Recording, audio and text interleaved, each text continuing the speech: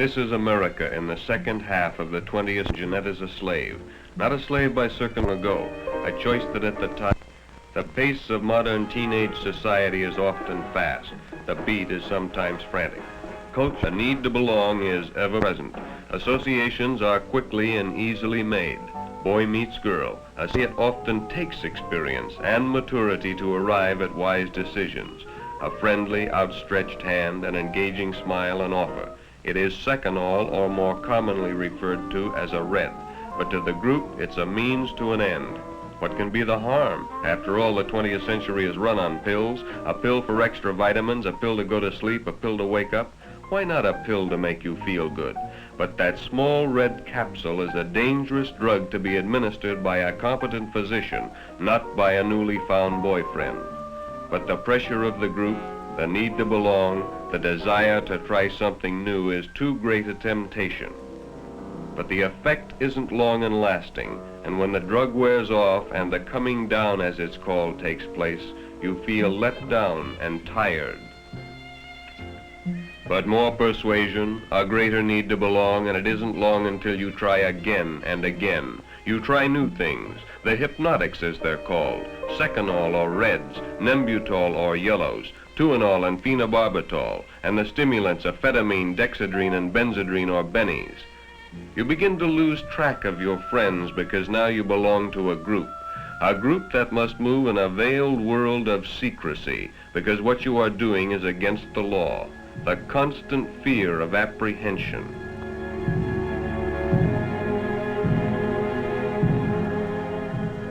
Now you meet like conspirators because the passing of pills is dangerous and must of necessity be secretive.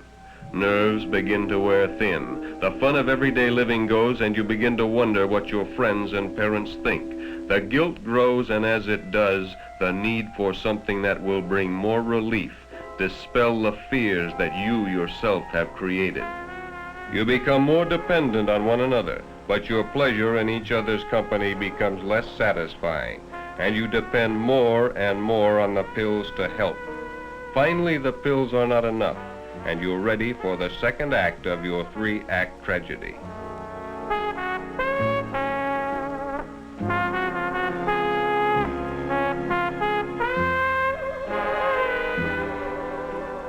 You've heard Mike and the group talk of toking up a joint. You know it means smoking marijuana. Mike is more experienced than you in the ways of narcotics, but until now he has never suggested that you toke up together. But the pills don't give either of you the desired effect any longer, and in the insecurity of your relationship you feel a need to find some new experience to bind you together. So a suggestion that only a short month ago would have been repulsive now is considered. The smell and the taste are anything but pleasing. It makes you cough and your throat becomes dry and hot. You feel like you're floating. You concentrate on one object, a tree in the distance. It's called fixing. As you concentrate, time slows down. You hallucinate, that is, you dream. This is called tripping. Your depth perception is affected. If you had to step off a curb or get out of a car, you would probably need help because the distance might be exaggerated. On the other hand, distance might seem to diminish. As with alcohol, the problems don't disappear, they only temporarily seem to vanish and return with jarring force when the effects of the drugs wear off. But when you get on narcotics, it's like starting a never-ending downward tailspin from 30,000 feet. You become less sure of yourself, your surroundings, your friends. Quarrels are more frequent with your parents and loved ones. You try to convince yourself you're right, but deep inside you know you're not. You lose your sense of values. You think of little else but another blow-up, your newfound language for smoking marijuana. You've completed the second act, and the third act curtain is just about to go up. You don't know it now, but when it does, it's the beginning of the end, the point of no return. It can start in many ways, at a party, in the secrecy of a dirty room. That's how your third act began, at the top of a crummy staircase on the second floor of a sleazy apartment building. Now a new character enters your tragedy. His name is Eric. You and Mike had gone to his place to pick up your week's supply of pills. You didn't like Eric, but Mike had insisted. He'd welded you to his code of secrecy and forced you to help push the pills so you wouldn't cop out on him. A user learns to trust no one, not even his best girl. You sat toking up. It didn't give you the kick it used to. Eric, like all addicts, knew this. Oh yes, he smoked with you, but only to be sociable until the time came when he could introduce you and Mike to heroin. A year ago, you would have been revulsed at the thought of heroin, but now it's an easy step from marijuana to heroin. A pill, a cigarette, a hypodermic needle.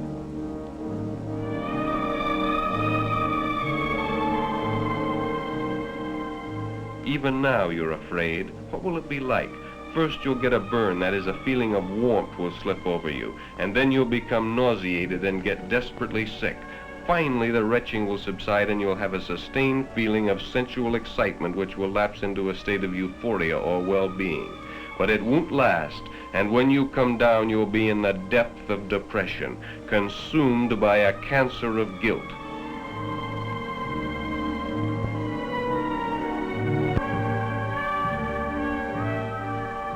For just 1 second, your conscience pricks as you see the needle inserted and the death-dealing liquid slipping in and mixing with Michael's blood. For a moment, you want to say no, but the will to resist is gone. Temptation is ever present. The desire to try something new, something more powerful, is too great. Heroin being one of the most insidious drugs known to man, it only seems like days until you're hooked. You're not turned on any longer. The free ride is over. You're required to pay for your fix. As your tolerance increases, the need for more drugs increases, and this requires more and more cash. Now you're driven to things you would never have considered heretofore by your insatiable need for the drug. Your moral fiber has collapsed, and no crime is beyond your imagination. You are an addict, and your total effort in life is to obtain money to feed your habit.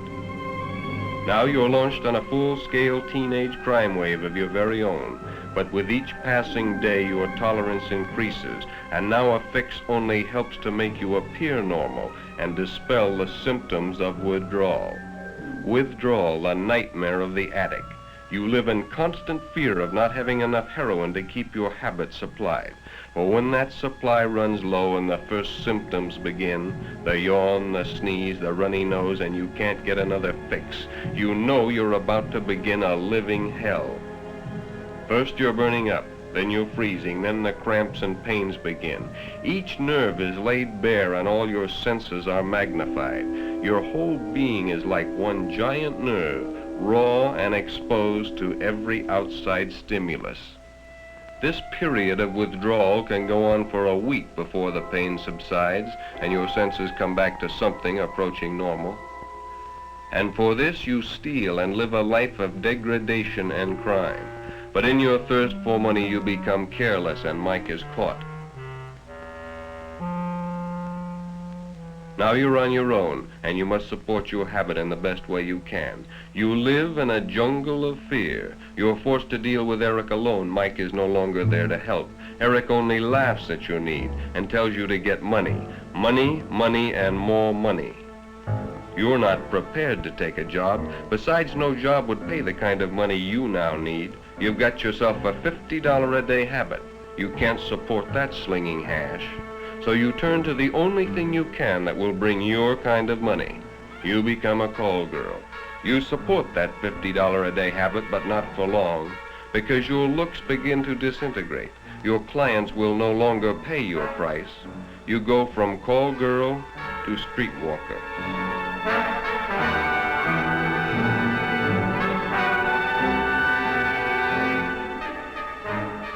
Then on your 20th birthday, you're picked up for soliciting.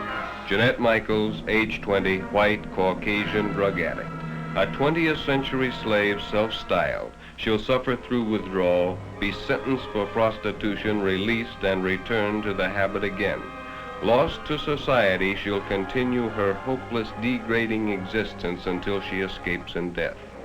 Today, tomorrow, maybe not for years.